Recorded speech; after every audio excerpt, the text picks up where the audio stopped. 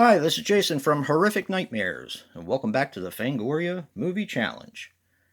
This is the segment I've been doing with my good buddy, Joe the Horror Man, where we're not only going to watch, but also review all 101 movies Fangoria thinks we should have seen. Today we're going to be talking about Death Machine. Death Machine is a 1994 film which runs approximately 99 minutes. Now, there is a bit of a discrepancy in this, and I hope to be able to remember to get to that in a little while. This is written and directed by Stephen Norrington, who was responsible for Blade, League of Extraordinary Gentlemen. Now, this stars Brad Dourif as Jack Dante. He was in the Child's Play franchise, Exorcist 3, which we just saw, and Duel. It also stars Eli Poggett as Hayden Cale. She was in The Rift, Faded Memories, and a bunch of TV. And William Hootkins as John Carpenter. Imagine that. He passed away on October 23rd, 2015 at the age of 57. He was in Star Wars, Batman, the one with Michael Keaton, and Superman 4, The Quest for Peace.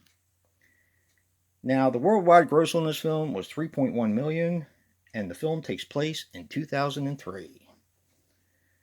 This is a really fun movie. Let me get to the time so I don't forget about it. When you look it up on IMDb, it actually says that the time is 2 hours, 120 minutes. And there is a 117-minute version out there. I believe it's overseas. Apparently, there are 4 different cuts of this film.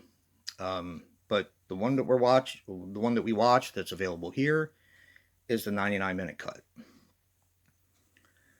There's a lot going on in this film.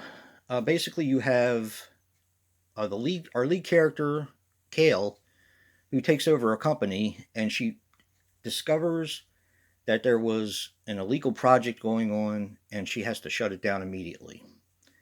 Oh, and by the way, Richard Brake is also in this movie, and he's his very best Richard Brakeness. Very young, but it's definitely Richard Brake, you can tell, because he's awesome. Anyway, he was the former owner of the company that Kale takes over. Well, she has to shut the company down, or shut down part of the company, and she goes down to fire the technological guy, and it just so happens it's Jack Dante, who's played by Brad Dourif, and all of his craziness, and he's just awesome in this. He plays kind of like a childlike, teenage type of inventor of technology, and he's just crazy. He's psychotic.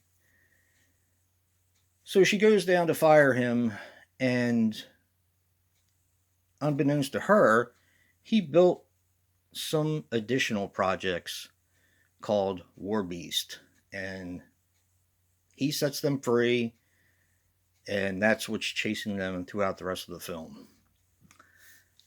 This movie is a lot of fun. I almost could see Screamers being a really good relatable recommendation, but we already talked about Screamers. This one is horror action adventure, kind of like along the lines of the Terminator. Actually, Terminator would be a good recommendation for it too. But I picked something a little bit different for my relatable recommendation.